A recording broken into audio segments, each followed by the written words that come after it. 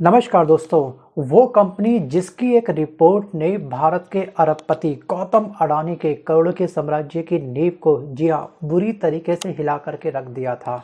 वही कंपनी जिसकी एक रिपोर्ट से गौतम अडानी की कंपनियों के मार्केट कैप से अरबों अरबों रुपया जी हाँ चंद सेकंडों में हवाई बनकर फुर हो गया। वही कंपनी जिसकी एक रिपोर्ट से गौतम अडानी एशिया के सबसे अमीर आदमी का खिताब खो बैठे थे।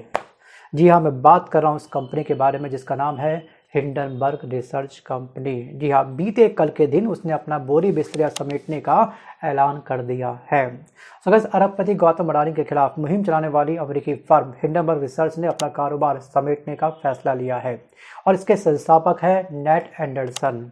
अभी नेट एंडरसन ने गुरुवार को इसका ऐलान कर दिया और इन्होंने इस बात की पुष्टि करी है अपनी वेबसाइट पर। ये एलिगेशन लगाते हैं किसी भी पर्सनैलिटी के ऊपर, किसी भी कंपनी के ऊपर, उसके पीछे इनकी एक डेप्थ रिसर्च होती है कि दोस्तों कोई भी व्यक्ति ना किसी भी इतनी बड़ी पर्सनैलिटी पर एलिगेशन इतनी आसानी से नहीं ला सकता। उसके पीछे कोई ना कोई पुख्ता सबूत होने चाहिए। ये हर एक पर्सनैलिटी के ऊपर किसी भी उद्योग के अंदर बहुत डेप्थ में जाके रिसर्च करते थे। जी हाँ, सबूत जुटाते थे, उसके आधार पर अपनी रिपोर्ट तैयार करते थे।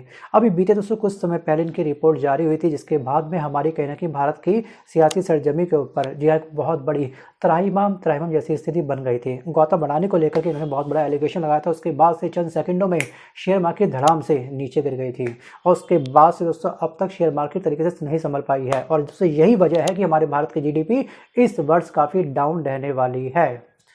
अब दोस्तों यहाँ पे आपको ध्यान रखना है कि इन्होंने जो वजह बताई है अपनी वेबसाइट पर, इन्होंने ये कहा है कि इस काम में काफ़ी ज़्यादा जुड़े होने की वजह से मैं बाकी दुनिया और उन लोगों से दूर हो रहा था जिनकी मुझे परवाह है। मतलब कहीं ना कहीं इन्होंने अपनी फैमिली रीज़न दे करके ठीक है इस बात की पुष्टि करके मैं इसलिए अपनी इस कंपनी को शट डाउन कर रहा हूँ, इनका ऐसा कहना है। वहीं पर दोस्तों इनका इस बात का जो इन्होंने रीज़न दिया है, इस रीज़न को काउंटर करते हुए इनके जो आलोचक हैं, जी हाँ कह सकते हैं इनके दोस्तों कहीं ना कहीं जो दुश्मन हैं, ठीक है, उन आलोचकों ने जॉर्ज सोरस के साथ हिंडनबर्ग के संबंधों और आगामी ट्रंप प्रशासन के भारी दबाव को इसकी सबसे बड़ी वजह करार दिया है। जी हाँ, जो ये कंपनी अपनी शटडाउन कर रहे हैं और जितना जो इनके आलोचक है उन्होंने ये बोला है कि इनका संबंध एक्चुअली सोरस से था। सोरस घोटाला भारत का घोटाला है, आपको ध्यान रखिएगा। ये दोस्तों संबंधित है जिस समय कांग्रेस की सरकार थी उस समय के घोटाले से, राइट। दोस्तों सोरस घोटाला कहने के डिफेंस से संबंधित था और इससे संबंधित मैंने एक वीडियो तैयार किया था, डिटेल में आपको समझाया भी था। उसका छोटा सा स्क्रीनशॉट कि आखिरकार सोरस घोटाला है क्या, वीडियो को पॉज करके आप इसको आसानी से पढ़ लीजिएगा, राइट। अब दोस्तों यहाँ पे आप कह सकते हैं कहीं ना कहीं दोस्तों ये जो आलोचक हैं कहीं ना कहीं ये बीजेपी से जुड़े भी होंगे।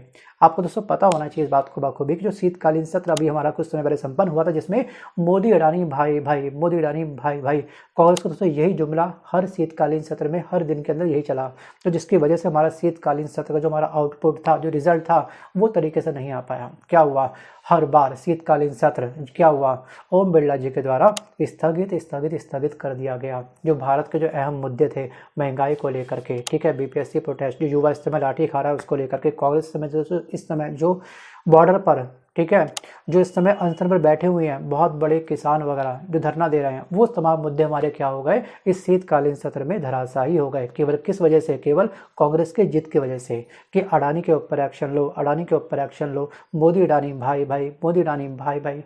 पूरा का पूरा सदन दोस्तों पूरा स्थगित हुआ है केवल अडानी की वजह से, ठीक है। अब जांच के भी कुछ ना कुछ प्रोटोकॉल होते हैं, कुछ क्राइटेरिया होते हैं, कुछ फॉर्मेलिटी होती है। अब बस इनको ऑन द स्पॉट वहीं पर जी हाँ संसद के कैंपस के अंदर ही कह सकते हैं, परिसर के अंदर ही इनको इंसाफ चाहिए था।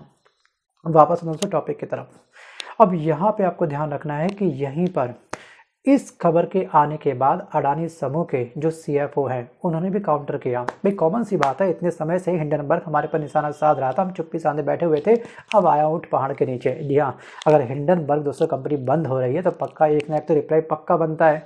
जी हाँ, एंडरसन को लेकर के। अब यहाँ के जो आपकी अडानी समूह है इसका जो सीएफओ है उनका नाम दोस्तों है जुगेशेंद्र सिंह, ठीक है, जुगेशेंद्र सिंह इनका नाम है। इन्होंने एक्स पर ये लिखा कि कितने गाजी आए कितने गाजी गए, सोचिए।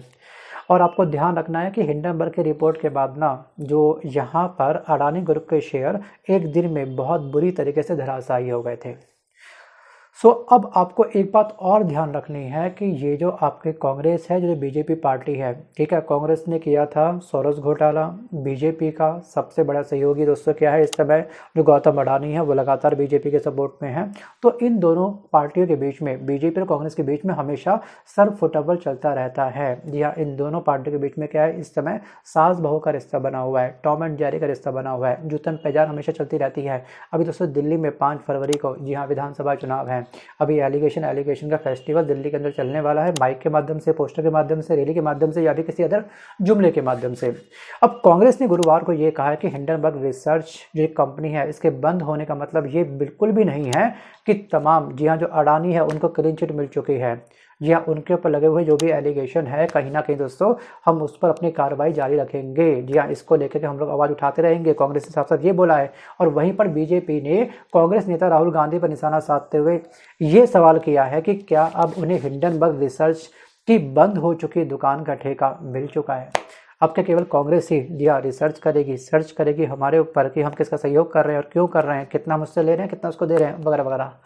सो गाइस, इस तरह के कटाक्ष ना भारत की राजनीति में चलते रहते हैं, लेकिन ध्यान रखिए कटाक्ष का एक लेवल होना चाहिए। जी हाँ, जब आप दोस्तों महिलाओं के, जी हाँ, चरित्र के ऊपर अपने रैली के माध्यम से तंज कसने लगे, तो राजनीति का इससे घटिया स्तर क्या हो सकता है। आपको याद होगा अभी कुछ समय पहले, जी हाँ, भदौड़ी जी ने क्या कहा था। जी हाँ, कांग्रेस की जो, ठीक है, प्रवक्ता है कांग्रेस के दोस्तों, जिस समय मल्ला करके बहुत बड़ी नेता है, प्रियंका गांधी के गालों को लेकर के, या कुछ समय बाद आपने कुछ और टीका टिप्पणी भी सुनी होगी। बट शब्दों की मर्यादा को हर नेता को ध्यान में रखना चाहिए। जी हाँ, और इन सभी पर नकल कर सकता है केवल चुनाव आयोग, लेकिन चुनाव आयोग दोस्तों तमाम टीका टिप्पणी के बाद भी खामोश क्यों है। क्या दाल में काला है? क्या चुनाव आयोग भी बीजेपी के साथ मिला हुआ है? वीडियो को पॉज करके आप मंथन करके मुझे कमेंट जरूर करिएगा। और दोस्तों दूसरा कमेंट आप मुझको ये पक्का करेंगे कि आखिरकार हिंडनबर्ग रिपोर्ट, जी हाँ, जो कंपनी है बंद हुई, बहुत बढ़िया हुआ, या फिर आपको भी एक बहुत बड़ा धक्का लगा है। भले ही दोस्तों हमारा इंडिया हिंडनबर्ग रिसर्च की रिपोर्ट पर, जी हाँ, बिलीव ना करें, लेकिन दुनिया में ध्यान रखिएगा 195 देश हैं वर्तमान समय के अंदर, और मैक्सिमम देश इस रिपोर्ट पर काफ़ी फेथ करते हैं। दोस्तों जब भी हिंडनबर्ग रिपोर्ट अपनी रिपोर्ट जारी करती है, अगर किसी और कंट्री में ये रिपोर्ट जारी होती है ना, उस कंट्री के उद्योगपति पर कोई अगर एलिगेशन लगाया था, उस कंट्री का जो मेन हेड होता है, जो नेता वगैरह होते हैं, वो एक्शन तुरंत लेते हैं, न्यायपालिका तुरंत काम पे लग जाती है। वो अलग बात है कि इंडिया का थोड़ा प्रोसेस काफ़ी स्लो है। ठीक है, आपको पता होगा निर्भया केस में, जी हाँ, जो निर्भया केस दिल्ली के अंदर हुआ था, उसको इंसाफ मिलने में कितना लंबा समय लग गया, जिसके सारे सबूत थे तमाम, लेकिन फिर भी, जी हाँ, कहते हैं भले ही भगवान की चक्की चलती भली काफ़ी धीरे है, लेकिन पीसती काफ़ी महीन है। लेकिन दोस्तों पीसने में इतना टाइम ना लग जाए कि जिसके साथ अन्याय हुआ है वही ऊपर का पत्ता उसको कट जाए, मतलब कि वो इंतजार में, बस केवल इंसाफ पाने के इंतजार में अपनी आंखों को हमेशा बंद कर ले, मतलब अपने प्राणों को त्याग दे। वापस आता हूँ दोस्तों टॉपिक की तरफ। अब दोस्तों आपको समझना होगा कि आखिरकार भारत के अंदर हिंडनबर्ग कंपनी चर्चा में क्यों आई, इसके पीछे की वजह आखिरकार क्या है। एक्चुअली हिंडनबर्ग रिसर्च पिछले कुछ वर्षों से अडानी समूह के खिलाफ, जी हाँ, डेप्थ में जा करके आखिरकार ये कंपनी कैसे प्रॉफिट प्राप्त करती है, ठीक है, किस तरह से इनका मॉडल ये काम करता है, प्रॉफिट मॉडल, उस पर एक डेप्थ में रिसर्च कर रही थी, और उस रिसर्च के आधार पे अपनी रिपोर्ट जारी भी कर रही थी। और दोस्तों रिपोर्ट अगर बनेगी तो क्या होगा, पब्लिक डोमेन में आएगी भी। और भारत में हिंडनबर्ग का दोस्तों नाम जनवरी 2023 में उस समय सुर्खियों में आया था जब इसने अडानी ग्रुप के खिलाफ, जी हाँ, एक रिपोर्ट जारी करी थी। पब्लिक डोमेन में जैसी दोस्तों ये रिपोर्ट जारी हो गई, उसके बाद कहना कि दोस्तों भारत की जो जीडीपी है, जी हाँ, भारत के ऊपर एक बहुत बड़ा बट्टा लगा। क्योंकि कहीं ना कहीं दोस्तों ये भारत के जो गौतम अडानी सबसे बड़े उद्योगपति हैं, ये बात ध्यान रखिएगा। कोई भी अदर कंट्री दोस्तों वास्तविक रूप से अगर इंडिया में इन्वेस्ट करती है तो पहले हमारा इतिहास चेक करती है कि हमारे कंट्री के अंदर कितना बड़ा स्कैम है, स्कैम का स्केल आखिरकार क्या है, क्या वास्तविक रूप से ये कंट्री, जी हाँ, इन्वेस्ट करने योग्य है भी या फिर नहीं है। जी हाँ, पाकिस्तान में इन्वेस्टर आखिर इन्वेस्ट क्यों नहीं करते हैं, क्योंकि उनको पता है कि कहीं ना कहीं हम उस कंट्री में इन्वेस्ट करेंगे तो हमारा पैसा डूब सकता है, फंस सकता है। जी हाँ, प्रॉफिट छोड़िए, जो प्रिंसिपल लगा रहे हैं अपना वो भी रिकवर हो जाए, गनीमत है। और दोस्तों ध्यान रखिएगा कि 195 जो पूरे वर्ल्ड के अंदर कंट्री है, वो भले ही दोस्तों पूरी की पूरी तरीके से हिंडनबर्ग रिपोर्ट पर विश्वास करती है, काफ़ी हद तक बहुत बड़ी कंट्री अभी विश्वास करती है। और इस रिपोर्ट जारी होने के बाद में कहीं ना कहीं हमारी शेयर मार्केट अचानक से क्या हो गई, कोलैप्स हो गई। इन्होंने इस रिपोर्ट में ये कहा कि गौतम अडानी के नेतृत्व वाले अडानी ग्रुप पर कॉर्पोरेट इतिहास का सबसे बड़ा घोटाला करने का इसने आरोप लगाया था। और रिपोर्ट में ये कहा था कि अडानी समूह ने शेयरों की कीमतों में हेरफेर करी है और साथ ही वित्तीय गड़बड़ी भी करी है। अब ये बात दोस्तों जुड़ी थी शेयर के स्कैम से, तो जांच कौन करेगा? सेबी करेगा, राइट। और सेबी ने अपनी जांच करी और हिंडनबर्ग के द्वारा जितने भी आरोप लगाए गए थे उन सभी आरोपों को इसने क्या करा? इसने खंडित कर दिया कि ये सभी के सभी आरोप क्या है जो हिंडनबर्ग लगाए हैं, वो आरोप सबके सब क्या है? बेकार हैं, ये झूठे आरोप हैं। हम कह सकते हैं कहीं ना कहीं सेबी ने भी गौतम अडानी का क्या करा? यहाँ पर सपोर्ट लिया।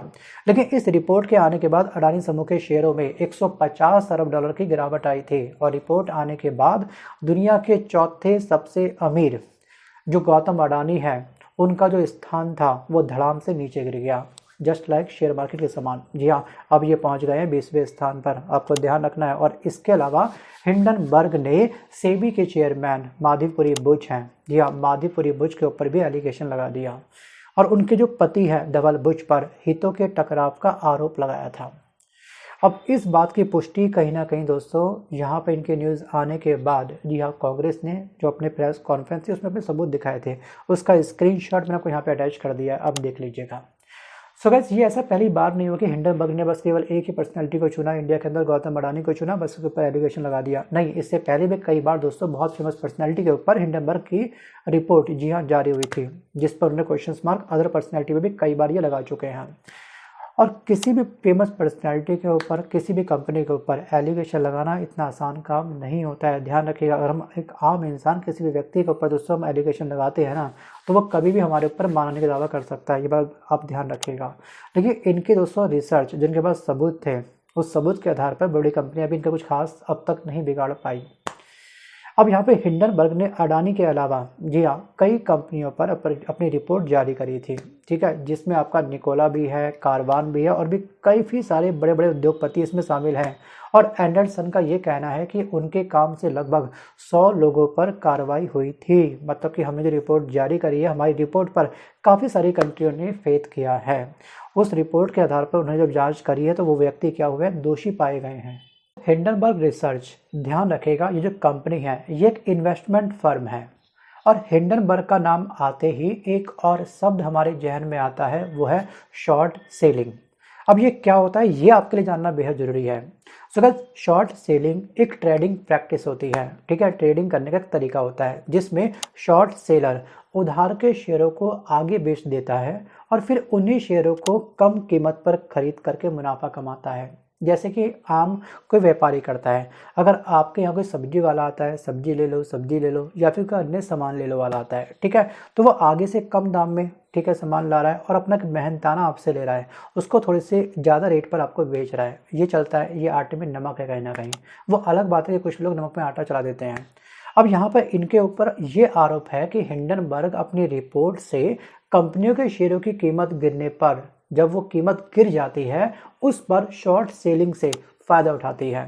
जैसे कि इसने एलिगेशन लगाया गौतम अडानी के ऊपर, गौतम अडानी के शेयर अचानक से गिर गए, उस समय इन्होंने बल्क में बहुत सारे शेयर जितनी इनकी कैपेसिटी थी उस पर इन्होंने बाय कर लिया, ठीक है, कम कीमत में इन्होंने खरीद लिया। अब कुछ समय के बाद क्या करेंगे, जैसे ही उस शेयर के प्राइस बढ़ेंगे, जैसे अभी इसने क्या करा, हिंडनबर्ग ने कंपनी को शटडाउन करने का ऐलान किया तो उनके शेयर आज सुबह अचानक से बढ़ चुके हैं, ध्यान रखिएगा। अब ये उन खरीदे हुए शेयर को वो बेच देंगे, तो ये क्या कराता है, ये कराता है आपका शॉर्ट सेलिंग। जब भी किसी के भी शेयर डाउन करने होते हैं उसके ऊपर ये एलिगेशन लगा देती है। अब आपको क्या लगता है, वीडियो को पॉज करके अब आप मुझे कमेंट पक्का करना कि वास्तविक रूप से क्या ये शॉर्ट सेलिंग के खेल की वजह से हिंडनबर्ग, ये जो कंपनी है, ये एलिगेशन लगाती थी? क्या वास्तविक रूप से हिंडनबर्ग के जो फाउंडर है, संस्थापक हैं एंडरसन, क्या वो फैमिली के दबाव में आकर के, जी हाँ, कंपनी को शटडाउन करने का फैसला ले रहे हैं, या फिर इनके ऊपर दबाव है ट्रंप का, या फिर इनके ऊपर दोस्तों दबाव है, जी हाँ, भारत की राजनीति का? आपको क्या लगता है? Think about it. दोस्तों, बीते कल के दिन इन्होंने अपने उस वेबसाइट पर आगे एक स्टेटमेंट और लिखी है। इन्होंने ये कहा है कि मैं आज जो कुछ लिख रहा हूँ, जी हाँ, कंपनी को शट डाउन करने का दोस्तों जो मैं अनाउंस कर रहा हूँ वो काफ़ी हैप्पी मन से कर रहा हूँ, खुशी दिल से कर रहा हूँ। और इस कंपनी को, मतलब कि हिंडनबर्ग कंपनी बनाना मेरी ज़िंदगी का एक बहुत बड़ा सपना रहा है जिसको मैंने पूरा भी किया है। हमारे काम की वजह से दुनिया में लगभग 100 इंडिविजुअल पर सिविल और क्रिमिनल कार्रवाई हुई है। जी हाँ, इसमें से काफ़ी सारे बड़े बड़े जी हाँ अरबपति हैं, बड़े बड़े उद्योगपति हैं जिनके ऊपर कार्रवाई हुई है, जिनके एम्पायर की हमने नींव हिलाई है अपनी रिसर्च के आधार पर, अपनी रिपोर्ट के आधार पर। आगे इन्होंने ये भी लिखा है कि मैंने इस फील्ड से जो भी सीखा है, जो भी मेरा एक्सपीरियंस है, अगर उसे मैं केवल अपने तक ही सीमित रखूं और कंपनी को बंद कर दूं, ठीक है, तो ये कहीं ना कहीं क्या होगा, एक स्वार्थ होगा। और आगे इन्होंने ये भी लिखा है कि मैंने फिलहाल इस फील्ड से काफ़ी पर्याप्त कमा लिया है और हमारे पास बीते कल के दिन, मतलब बीते काफ़ी समय से काफ़ी सारे मैसेज आ रहे थे कि आखिरकार आपका रिसर्च मॉडल कैसे काम करता है। जी हाँ, हमें भी आपकी कंपनी को ज्वाइन करना है, जी आपकी टीम का हमको हिस्सा बनना है, ठीक है, तो उसके लिए मैंने एक फ़ैसला लिया है।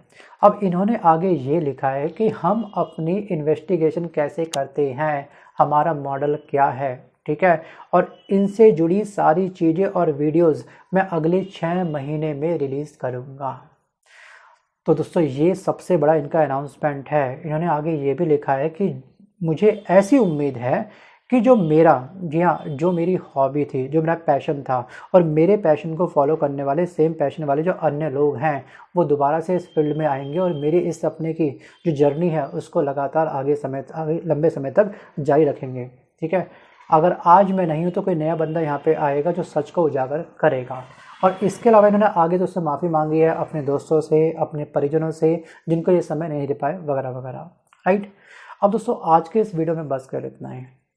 आपके सामने तमाम चीज़ें हैं, कांग्रेस, बीजेपी, अडानी, मोदी अडानी, भाई भाई, या फिर दोस्तों ट्रम्प का दबाव, तमाम जो भी आपका एक्सपीरियंस है, जो भी आपने इस वीडियो के माध्यम से समझा हो या फिर अन्य वीडियो से आपने जो भी समझा या फिर सीखा हो, ठीक है, कि क्या लगता है कि आखिरकार हिंडनबर्ग जो कंपनी बंद हुई है उसके पीछे की वजह क्या है। जी हाँ, मजबूरी है या फिर कुछ और, think about it. So guys आज के इस वीडियो में बस कर इतना ही, मिलता हूँ जल्द अपने वीडियो के साथ, तब तक के लिए धन्यवाद।